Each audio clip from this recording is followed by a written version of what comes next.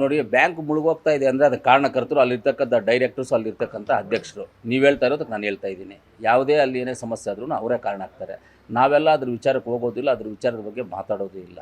ಆ ವಿಚಾರದ ಬಗ್ಗೆ ಮಾತಾಡೋದೇ ಇಲ್ಲ.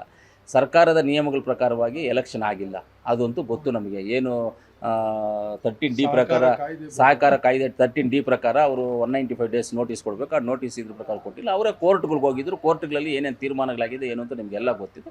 ಇವತ್ತು ಎಲೆಕ್ಷನ್ ಇಲ್ಲದೆ ಪೆಂಡಿಂಗ್ ಇದೆ. ಇವಾಗ ಎಲೆಕ್ಷನು ಏಪ್ರಿಲ್ 28 ಯಾವಾಗನೇ ಎಲೆಕ್ಷನು, ಅದು ಮಿಲ್ಕಿ ಯೂನಿಯನ್ ಈ ಎಲೆಕ್ಷನ್ಸ್ ಮಾಡಬೇಕಾಗ್ತದೆ. ಅದು ಮುಂದಿನ ದಿನ ಎಲೆಕ್ಷನ್ ಮಾಡಿದಾಗ ಬಾಡಿ ಬರುತ್ತೆ. ಆ ಬಾಡಿ ಬಂದಾಗ ಅದನ್ನು ಯಾವ ರೀತಿಯಲ್ಲಿ ಆಕ್ಷನ್ ತೊಗೋಬೇಕು ತೊಗೊಳ್ತಾರೆ. ಅದರಲ್ಲಿ ಏನೋ ಎನ್ಕ್ವೈರಿಗಳು ಅದು ಇದು ಅಂತ ಏನೋ ಹೇಳ್ತಾ ಇದ್ದಾರೆ. ಅದ್ರ ಬಗ್ಗೆ ಏನೋ ನಮಗೆ ಗೊತ್ತಿಲ್ಲ, ಏನೇನು ಎನ್ಕ್ವೈರಿಗಳು ಏನು ಅನ್ನೋದು ನಮಗೆ ಅದ್ರ ಬಗ್ಗೆ ಗೊತ್ತಿಲ್ಲ.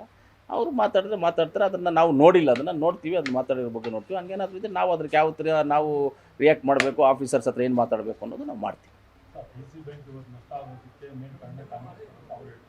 DCC ಯಾರು ಹೇಳಿದ್ದು? ಇಲ್ಲ ನಾನು ಇಲ್ಲ. ಅಲ್ಲಿನೂ ಕೂಡ ಈಗ ನೀವು ಅದಕ್ಕೆ ದಾಖಲೆ ಕೊಡ್ರಿ. ಗೋವಿಂದ ಗೌಡ್ರು ಏನೇನು ಹೇಳಿದ್ದಾರೆ ಅದನ್ನೆಲ್ಲ ನಮಗೆ ದಾಖಲೆ ಕೊಡಿ. ಆಮೇಲೆ ನಾನು ಅದಕ್ಕೆ ಸಪ್ರೇಟಾಗಿ ಪ್ರತ್ಯೇಕವಾಗಿ ಕರೆದು ನಾನು ಮಾತಾಡ್ತೀನಿ.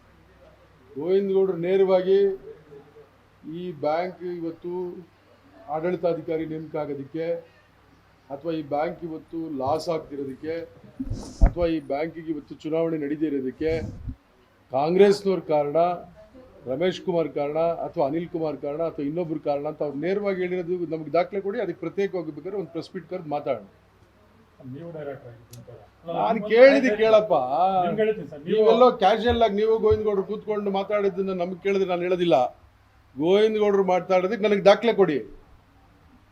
Immediate on second on spot ನಾನು ಅದಕ್ಕೆ ರಿಯಾಕ್ಟ್ ಮಾಡ್ತೀನಿ.